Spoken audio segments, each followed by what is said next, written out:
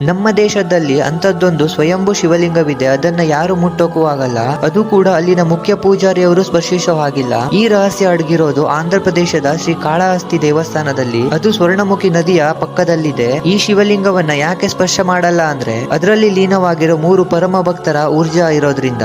ಒಂದು ಜೇಡ, ಆನೆ ಮತ್ತು ಒಂದು ಸರ್ಪ. ಹೇಳ್ತಾರೆ ಸತ್ಯಯುಗದಲ್ಲಿ ಒಂದು ಜೇಡ ಇತ್ತು. ಅದು ಪ್ರತಿದಿನ ಶಿವಲಿಂಗವನ್ನ ಬಿಸಿಲಿನಿಂದ ಕಾಯಲು ತನ್ನ ಬಲೆಯನ್ನು ಬಳಸಿಕೊಂಡು ಒಂದು ಸುಂದರವಾದ ರೂಪದ ಮಂದಿರ ಮಾಡ್ತಿತ್ತು. ಇದೇ ಅರಣ್ಯದಲ್ಲಿ ಒಂದು ಆನೆ ಕೂಡ ಇತ್ತು. ಅದು ಪ್ರತಿದಿನ ಶಿವಲಿಂಗಕ್ಕೆ ಜಲಾಭಿಷೇಕ ಮಾಡ್ತಿತ್ತು. ಆದ್ರೆ ಆನೆಗೆ ಗೊತ್ತಿಲ್ಲದೆ ಜೇಡನ ಬಲೆ ರೂಪದ ಮಂದಿರವನ್ನ ಹಾಳು ಮಾಡ್ತಿತ್ತು. ಮತ್ತೆ 3ನೇ ಭಕ್ತ ಒಂದು ಸರ್ಪ.